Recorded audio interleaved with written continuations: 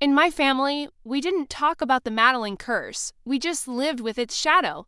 My great-aunt Madeline had been institutionalized in the 1950s for hysteria and delusions. She kept insisting our family tree was grafted from the wrong roots.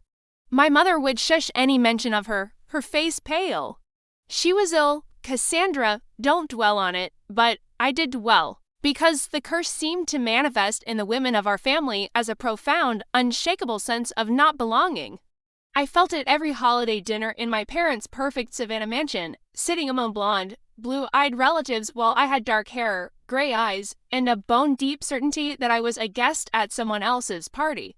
My hobby became genealogy, not the polished, framed kind my mother adored, but the gritty, document-based truth. I was a data analyst by trade. Facts were my religion.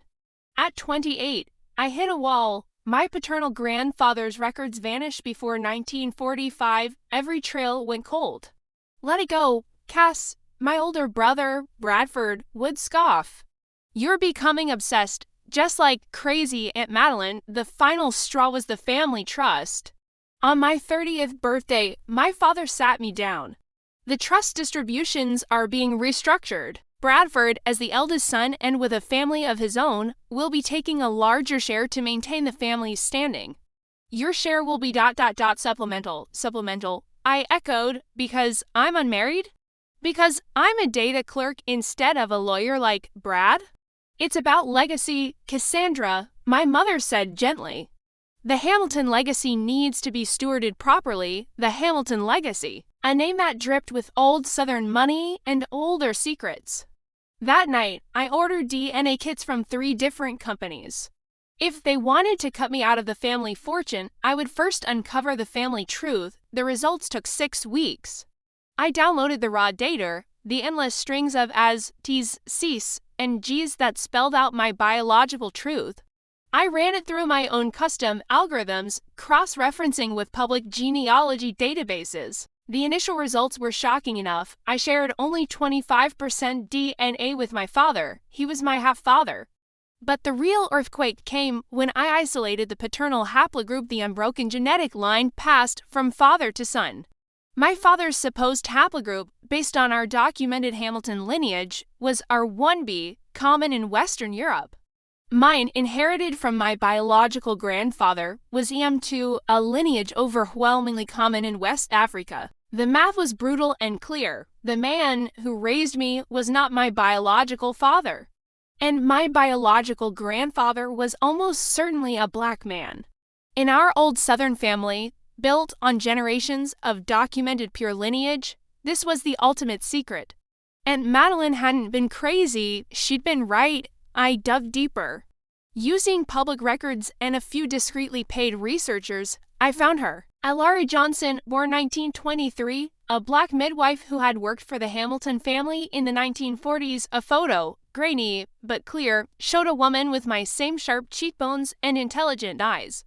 She disappeared from records in 1947, the same year my grandfather returned from his extended business trip to Europe, a trip that never appeared on any passenger manifest. I pieced together the story: a young black midwife, an affair with the white heir, a pregnancy, a cover-up. My grandfather had likely been sent away, and the baby my father was raised as the legitimate Hamilton heir, his true origins buried. And the cycle repeated. My father, unknowingly living a lie, had married my mother.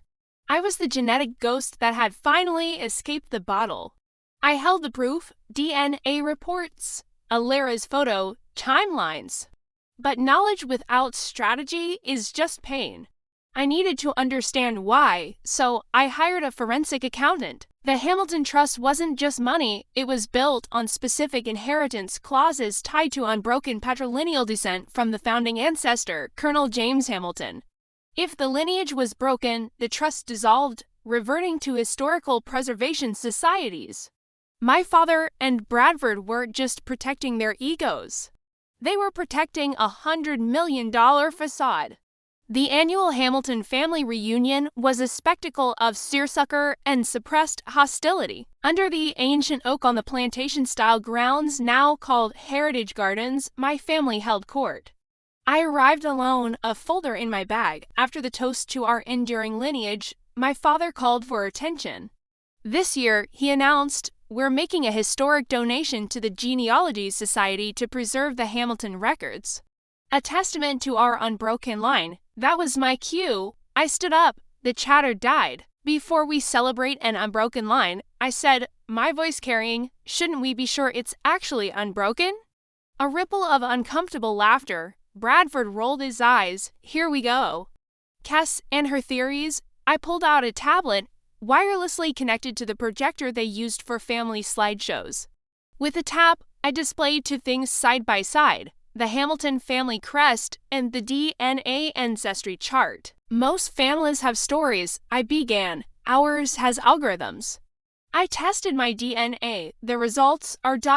illuminating. I clicked. The chart expanded, showing my 25% match to my father. A gasp went through the crowd. My mother's hand flew to her mouth. "This is an outrage," my father boomed, face crimson. "Wait," I said calmly, "the best part isn't who my father isn't.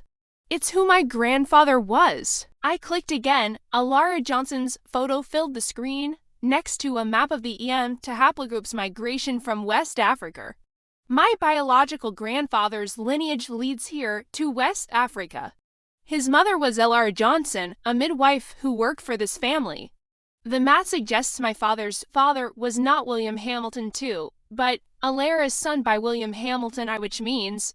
I turned to my father. "You are not a Hamilton by blood, and neither," I turned to Bradford and the assembled cousins, "are any of you." The silence was absolute, broken only by the rustle of leaves. "You're lying," Bradford shouted, storming toward me. "I have the certified reports, the historical documents, the timelines. It's all verifiable. The Hamilton unbroken line ended in 1943. The trust you're so proudly stewarding? The one with the patrilineal descent clause? It's null and void. You've been governing a ghost." I looked at my father. The fury had drained from his face, replaced by a terrifying, blank horror. He was a man whose entire identity had just been digitally erased. "The donation to the Genealogy Society is a great idea," I concluded, gathering my things. "Maybe they can help you all find your real families. As for me, I finally know who I am. I'm Cassandra Johnson Hamilton, and I'm free of the curse. Because it was never in our blood, it was in the lie." I walked away from the stunned, shattered silence, past the ancient oak that had witnessed generations of deceit. I didn't look back. The weight of not belonging was gone. In its place was the clean, hard truth, and it was worth more than any trust fund.